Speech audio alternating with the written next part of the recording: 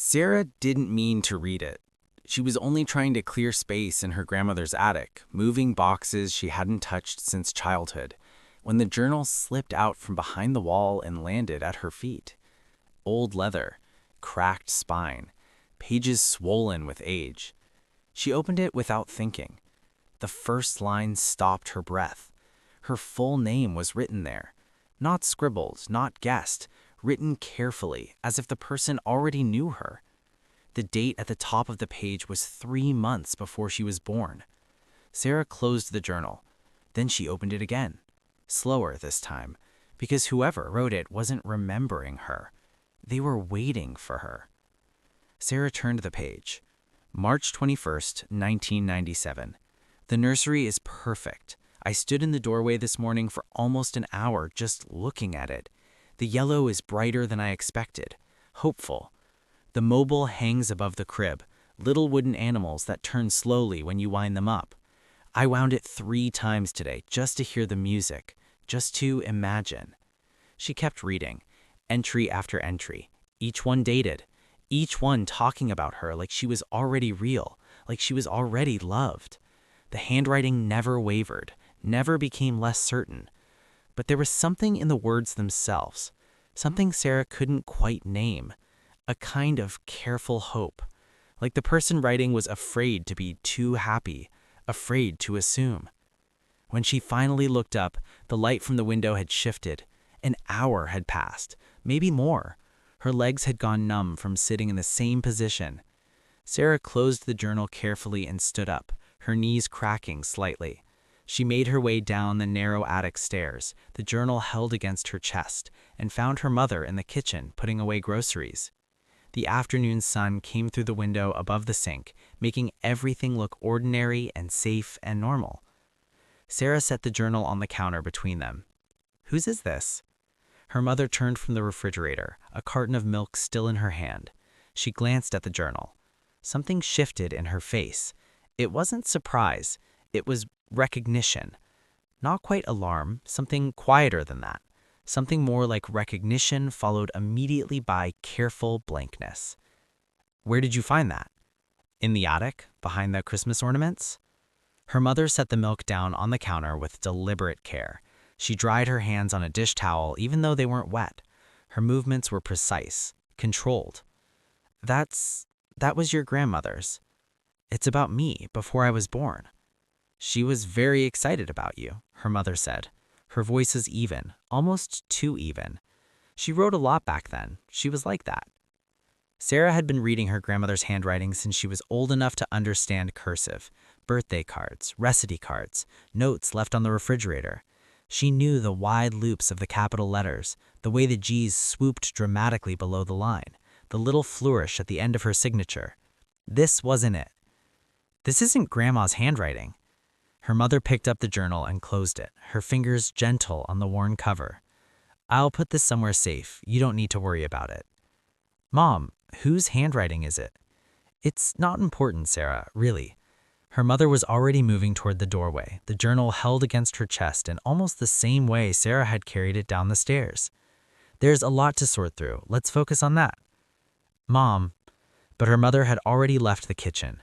Sarah stood there, holding the space where the truth should have been, heard the door to her parents' bedroom close quietly but firmly.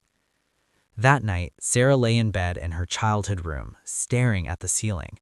She'd moved out 6 years ago, gotten her own apartment across town, built a life that was separate from this house. But her mother had kept the room exactly the same white bookshelf with her old paperbacks arranged by author, the same desk where she'd done homework through high school, the same curtains that moved slightly in the breeze from the window she'd always left cracked open at night, the same yellow walls. Sarah closed her eyes and tried to sleep, but her mind kept circling back to the journal, to the entries that described her before she existed, to her mother's face in the kitchen when she'd seen it, that careful blankness, that immediate shutdown. At 2:17 in the morning, according to the digital clock on her nightstand, Sarah gave up on sleep entirely. She got up, pulled on a sweatshirt over her pajamas, and made her way back up to the attic as quietly as she could. The house was dark, except for the small nightlight in the hallway that had been there for as long as Sarah could remember. The attic was colder at night, darker. She used her phone's flashlight to navigate between the boxes and old furniture. The box of Christmas ornaments had been moved. Not far, just a few inches to the left, like someone had picked it up and set it down again without paying attention to exactly where it had been before. Sarah knelt down and ran her hands along the floorboards where the journal had been wedged. Her fingers found a gap between two boards near the wall. She pressed down on one of them and it lifted slightly, the old wood giving way. Underneath was a space about a foot deep, the kind of hiding spot that old houses sometimes have built into their architecture. Inside was a small photo album with a floral fabric cover, the kind that was popular in the 90s. Sarah lifted it out carefully, her heart beating faster now, though she wasn't entirely sure why. She sat back against the wall and opened the album. The first photograph was of her mother, young in a way Sarah had never seen her, early 20s maybe. Her hair was longer than Sarah remembered it ever being, falling past her shoulders. She was standing in a hospital hallway, institutional white walls behind her, holding a baby wrapped in a soft blue blanket. Her face was turned down toward the baby, and her expression was something Sarah couldn't quite name. Not happiness exactly, something more complicated than that. Sarah turned to the next photograph. Her mother again, sitting in a hospital chair this time, the same baby in her arms, the same blue blanket. But in this photo, someone else was there. Sarah could see a hand resting on her mother's shoulder, a woman's hand with short, practical nails. The rest of the person was cut off by the edge of the frame, but there was something familiar about that hand, something Sarah almost recognized. She turned to the next photograph. Her mother standing beside a hospital crib, looking down at the baby through the plastic side. The baby's face was visible in this one. A tiny newborn face, eyes closed, one small fist raised near his mouth. His. Sarah could tell somehow, some indefinable quality of the image.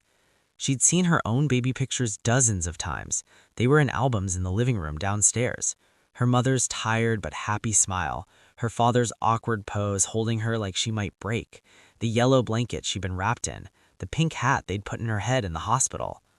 But this wasn't her. This was someone else. Sarah stared at the photograph for a long time, her phone's flashlight casting harsh shadows across the image. Then she carefully closed the album and made her way back downstairs, moving as quietly as she had come up. She didn't go back to her room. Instead, she sat at the kitchen table in the dark, with the photo album in front of her, and waited for morning. Her mother came downstairs just after 6, the way she always did. Sarah heard the familiar sounds of her morning routine, the coffee maker starting, the refrigerator opening. Then the pause when she reached the kitchen doorway and saw Sarah sitting there at the table. "You're up early." "I couldn't sleep." Her mother moved to the coffee maker, her back to Sarah. "There's a lot on your mind, that's understandable. Losing Grandma. Who's the baby?" The question hung in the air between them. Her mother's hand froze halfway to the coffee pot. "What?" Sarah pushed the photo album across the table. "In the photos, who is it?" Her mother turned slowly. She looked at the album, at Sarah, then back at the album. "Where did you get that?" "Same place as the journal, hidden in the attic, under the floorboards." "Sarah, who is it, Mom?" Her mother sat down heavily in the chair across from her. She didn't open the album, didn't touch it, just stared at it like it might disappear if she looked away. "That was a long time ago." "That's not an answer." "It's complicated." "Then explain it to me." "I can't." Her mother's voice was quiet but firm. "I can't do this right now." "When then? When can you do this?" Her mother stood abruptly, the chair scraping against the floor. "I need to make a phone call." She left the kitchen. Sarah heard her footsteps going up the stairs again, heard the bedroom door close, then faintly the murmur of her mother's voice on the phone. The words weren't clear, but the tone was urgent, upset. Sarah sat at the kitchen table and waited. Her aunt arrived 2 hours later. Claire was her mother's younger sister, only 18 months between them, though they'd always seemed like they came from different families entirely. Her mother was careful, controlled, organized, everything in its place, everything planned. Claire was the one who laughed too loud at family dinners and told stories at Thanksgiving that made her mother change the subject. The one who traveled through Europe after college instead of settling down immediately. The one who still, at 48, seemed to approach life like it was something to be experienced rather than managed. They sat in the living room, the three of them. Sarah on the couch, her mother and Claire in the matching armchairs across from her. The photo album sat on the coffee table between them like something radioactive, something no one wanted to touch but no one could look away from either. She found it, her mother said, quietly to Claire, not looking at Sarah, talking about her like she wasn't in the room. Claire looked at the album, then at Sarah, then back at her sister. Maybe it's time, Lisa. It's not. It's been 27 years. Her mother's name hung in the air. Sarah rarely heard anyone use it. She was always just Mom or Mrs. Michaels to Sarah's friends. Hearing her aunt say it now made her seem suddenly more human, more vulnerable. "What's been 27 years?" Sarah asked. Her voice came out calmer than she felt. Claire leaned forward slightly, her hands clasped between her knees. She looked at her mother, who wouldn't meet her eyes, then back at Sarah. "Your mom had a baby before you. A boy. His name was Ethan." The words landed like stones in still water, creating ripples that spread outward, changing everything they touched. Sarah felt something cold spread through her chest. "What?" "He was born 2 years before you," Claire continued, her voice gentle but firm, not treating Sarah like she was fragile, but like she deserved the truth delivered straight. "He lived for 6 days." Sarah looked at her mother. Her mother had her face in her hands now, her shoulders rigid. "I don't understand. Why wouldn't you tell me?" "Because I didn't want you to carry it." Her mother's voice was muffled by her hands, thick with tears she was trying to hold back. "Carry what?" Her mother lowered her hands slowly. Her eyes were red, but she wasn't crying yet, holding it back through sheer force of will.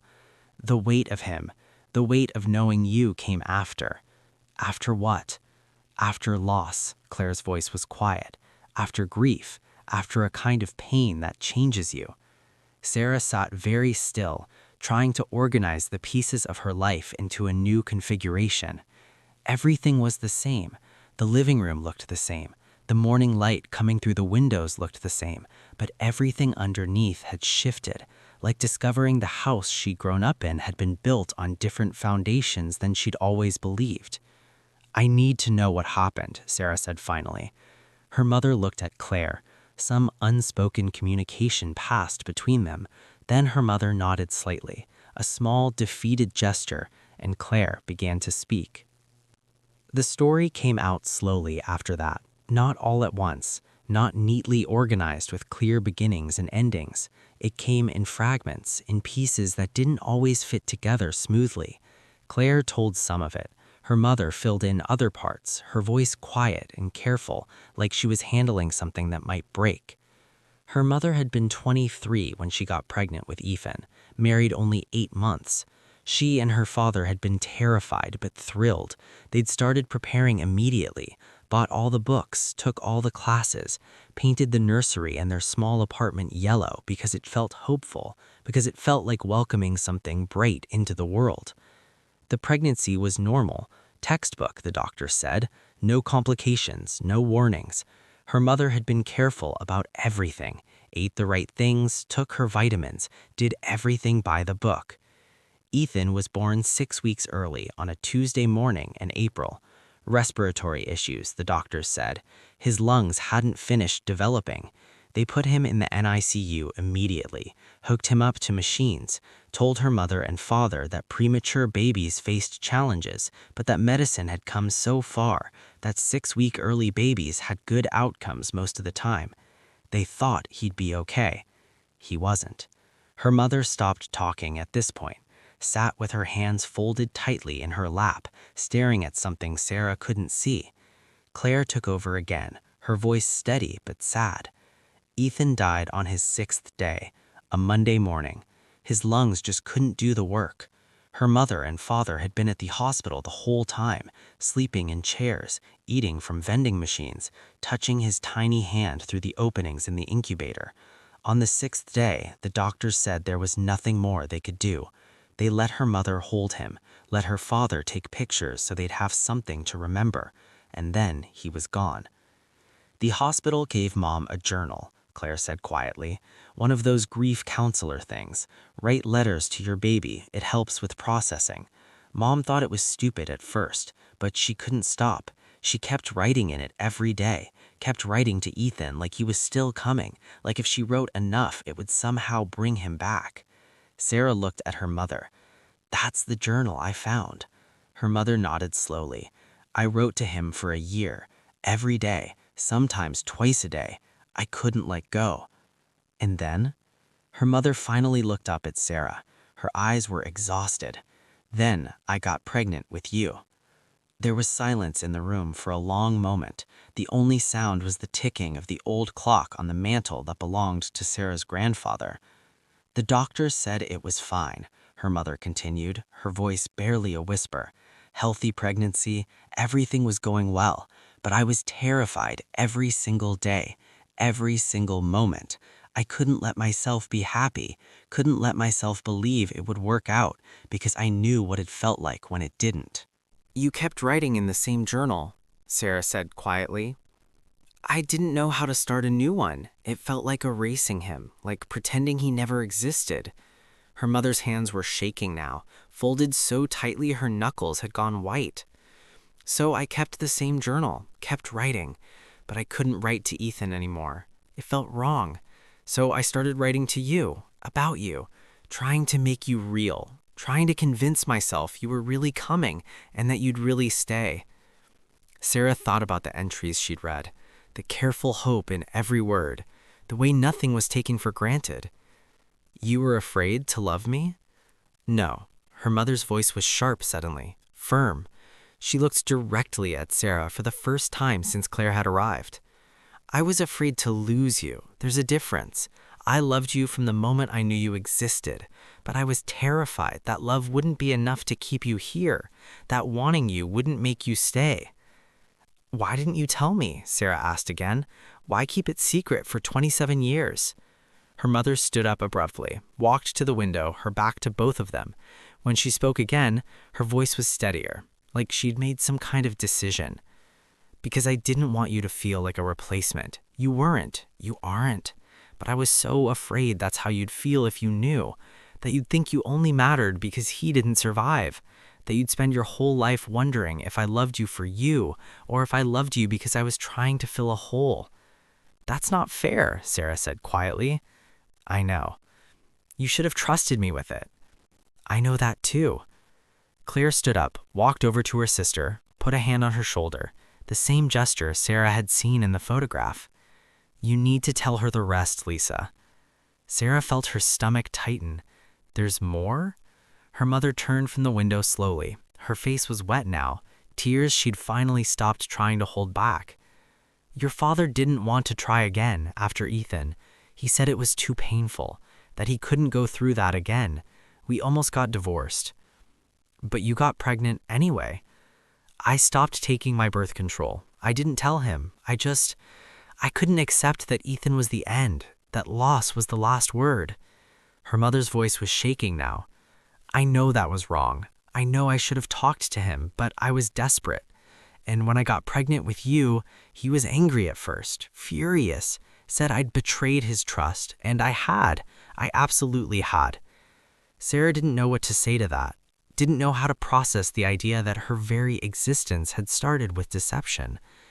But then you were born, her mother continued, and you were healthy, and you stayed healthy, and your father held you, and I watched something in him heal. Not completely, not the part that grieved Ethan, but some other part, the part that could hope again. She wiped her eyes like the heel of her hand. We made it work for 17 years after that, your father and I, and when we did get divorced, it wasn't because of you. It wasn't because of Ethan. It was because we'd grown into different people who wanted different things. But you were the best thing. You've always been the best thing. Sarah stayed in her childhood home for another week after that. Not because she was still sorting through her grandmother's things, though she did continue that work, but because she needed time. Time to sit with what she'd learned. Time to reorganize her understanding of her own life. She read the journal again, from beginning to end this time. Read the entries about Ethan that she'd skipped before. The raw grief in those early pages. The desperate hoping. The inability to let go. Then she read the entries about herself. They were different now, knowing the context. Not attempts to replace one child with another, but attempts to believe in the possibility of joy after experiencing the deepest kind of pain. Her mother gave her other things too.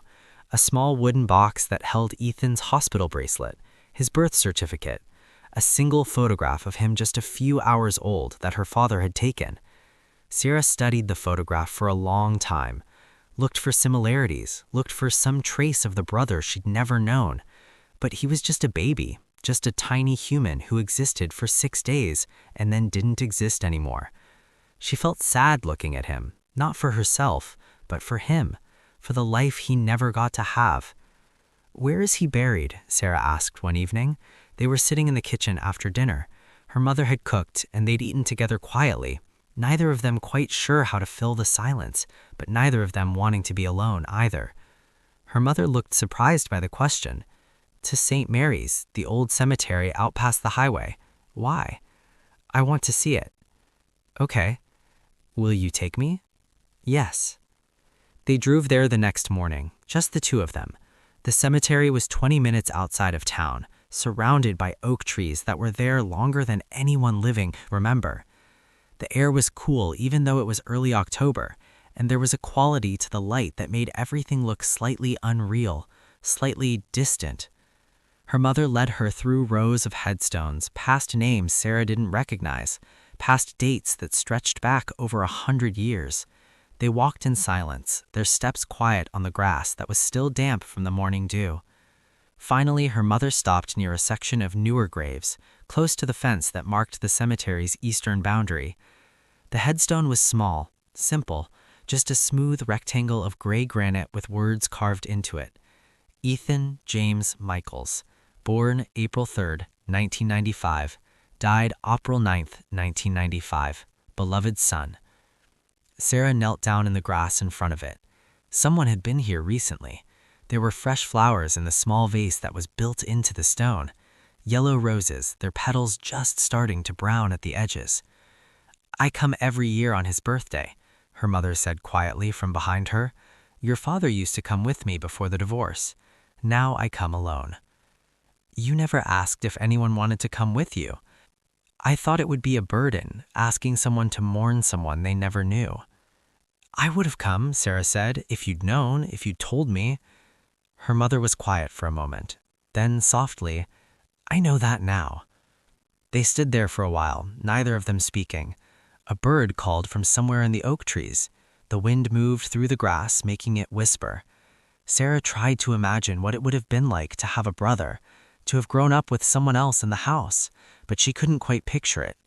Ethan was real, his stone was real, his name was real, his 6 days of life were real, but he was also abstract to her, a person who existed only in the past, only in other people's memories. "The journal stopped the day I was born," Sarah said eventually, not a question. "I couldn't write anymore after that," her mother confirmed. "I was too afraid I'd jinx it somehow. I know that's irrational. I know writing or not writing in a journal doesn't change reality. But every day you stayed alive felt like a gift I didn't quite deserve. And I was terrified that if I acknowledged it too much, if I let myself be too grateful, it would be taken away." Sarah looked at her mother, really looked at her, saw the tiredness there, the decades of carrying something heavy and never putting it down, never asking anyone to help hold it. "I'm not going anywhere," Sarah said. Her mother's face crumpled. She pulled Sarah up from the grass and into a hug, holding her tightly the way she used to when Sarah was small and had nightmares. The kind of hug that felt like it was trying to hold all the pieces together, keep them from flying apart. "I know," her mother whispered against her hair. "I know you're not." Sarah went back to her own apartment the following week, back to her job and her routine and her life that was separate from her mother's house. But something had shifted between them. Some wall that had always been there, so subtle Sarah hadn't even known to name it, had finally come down. They talked more after that. Not about Ethan specifically, though he came up sometimes, but about other things, harder things. Her mother talked about the early years of her marriage, about the ways grief had changed her and changed her father, about the guilt she still carried for deceiving him about the pregnancy. Sarah talked about her own life more honestly, about the relationships that hadn't worked out, about the ways she sometimes felt like she was performing happiness rather than actually experiencing it, about how she'd always felt like she was trying to be good enough for something she couldn't quite name. They were learning, slowly, to be honest with each other, to be real. Sarah kept the journal. Her mother gave it to her one afternoon when Sarah stopped by for dinner. She handed it over without ceremony, without explanation. "It should be yours," was all she said. Sarah took it home and put it on the bookshelf in her bedroom, between two other books so it wouldn't stand out. She read it sometimes, late at night when she couldn't sleep. Read about the brother she'd never met. Read about her mother's grief and fear and desperate hope. Read about herself as someone who existed first as a possibility, then as a promise, then a real breathing person who stayed. There was one entry she came back to more than the others, written a day after she was born. Just 2 sentences, the handwriting shakier than usual, like her mother had written it with an unsteady hand. "She's here. She's real. I'm allowed to love her." Sarah would close the journal after reading that and sit in the darkness of her bedroom, listening to the sounds of the city outside her window, the distant traffic, the occasional siren, the ordinary sounds of life continuing. She thought about that phrase a lot. "I'm allowed to love her," the way her mother had needed to give herself permission, the way love and fear had been so tangled up that she couldn't separate them, the way Sarah's entire childhood had been shaped by grief she didn't know existed. It made her angry sometimes that her mother had carried this alone, that she'd thought protection and silence were the same thing, that she assumed Sarah would feel like a replacement rather than trusting her to understand. But it also made her sad, for her mother, for the young woman who'd lost a baby and then spent years afraid to be happy about the one who lived. On what would have been Ethan's 28th birthday, Sarah drove out to St. Mary's Cemetery by herself. It was early April, and the oak trees were just starting to bud, that tentative green that comes before full spring. She brought yellow roses because that seemed right, because her mother brought them and it felt like continuing something. She knelt in the grass in front of the small gray headstone and placed the roses in the vase next to the ones that were already there. Her mother had been here earlier, like she always was.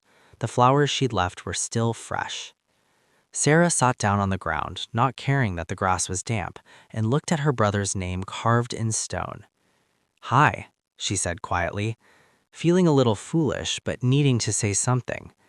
"I'm Sarah, your sister. I guess you knew I was coming before I knew you existed, which is kind of unfair if you think about it." A breeze moved through the cemetery, making the oak leaves rustle. "I don't know what to say to you," Sarah continued. "I don't know if you can hear me or if this is just me talking to myself, but I wanted you to know that I know about you now, that you're not a secret anymore, that you mattered, that you still matter." She stayed there for almost an hour, sitting in the grass, occasionally talking, but mostly just sitting, trying to make room in her understanding of herself for this brother who'd come before her, who existed for 6 days and then shaped the rest of her mother's life, shaped Sarah's life too, even though she hadn't known it. When she finally left, she felt lighter somehow, like she'd put something down she hadn't known she was carrying. The next time Sarah had dinner with her mother, she told her about visiting Ethan's grave. Her mother looked surprised, then grateful, then sad all at once. "You didn't have to do that," her mother said. "I know, I wanted to." They were sitting at the kitchen table, the same one where Sarah had confronted her mother with the photo album months earlier, but it felt different now, less like enemy territory, more like neutral ground where they could meet each other honestly. "I think I understand it better now," Sarah said, why you didn't tell me. I don't know if it was the right choice, but I understand it." Her mother reached across the table and took Sarah's hand. "I don't know if it was the right choice either, but it was the choice I made and I can't unmake it. All I can do is try to be better going forward. That's all any of us can do." They sat together in comfortable silence, the evening light coming through the window, the smell of the dinner her mother had cooked still lingering in the air, neither of them trying to fill the quiet, just being there, just being honest. Sarah thought about the journal entries she'd read so many times, about her mother's careful, frightened hope, about the yellow walls that had been painted for one child and used by another, about the way grief and love could coexist, tangled up so thoroughly that they became impossible to separate. She squeezed her mother's hand. Her mother squeezed back. Sarah wasn't a replacement. She'd never been a replacement. She'd been exactly who she was supposed to be, a second chance at joy after unbearable loss, a reason to believe that good things could happen even after the worst things had already had. But now she understood something else.